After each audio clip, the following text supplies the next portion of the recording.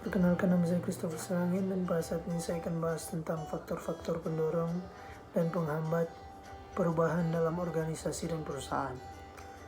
Adapun faktor-faktor pendorong yang terbagi atas dua bagian, yaitu kekuatan eksternal dan internal. Sedangkan kekuatan eksternal terdiri dari beberapa bagian. Yang pertama, karakteristik demografis.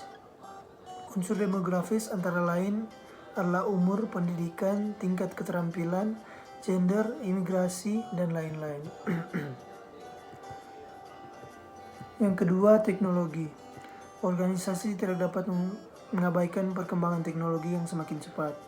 Perkembangan teknologi baru mengakibatkan perubahan keterampilan, pekerjaan, struktur, dan juga budaya. Selanjutnya, perubahan pasar.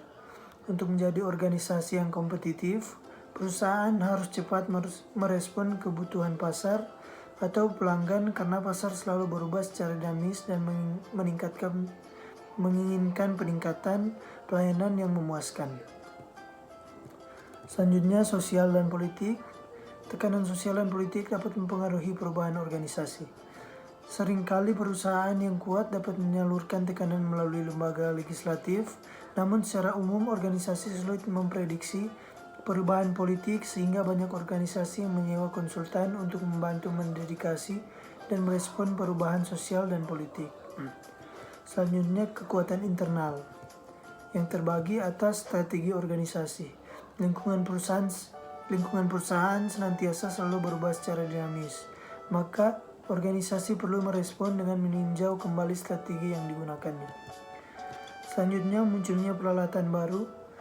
Perubahan teknologi baru berlangsung secara cepat dan mempengaruhi cara bekerja orang-orang dalam organisasi. Selanjutnya, sikap karyawan.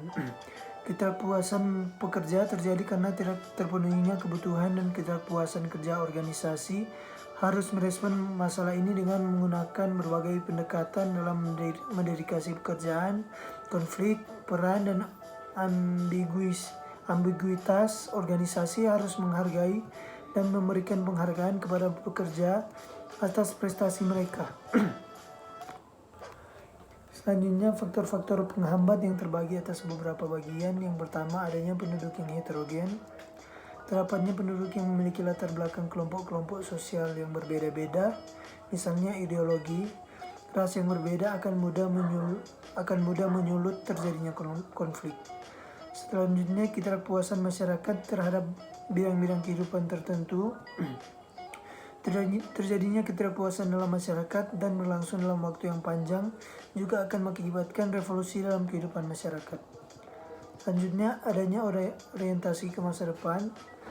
Terapatnya pemikiran-pemikiran yang mengutamakan masa yang akan datang dapat berakibat mulai terjadinya perubahan-perubahan dalam sistem sosial yang ada, karena apa yang dilakukan harus diorientasikan pada perubahan di masa yang akan datang. Selanjutnya, faktor penghalang proses perubahan.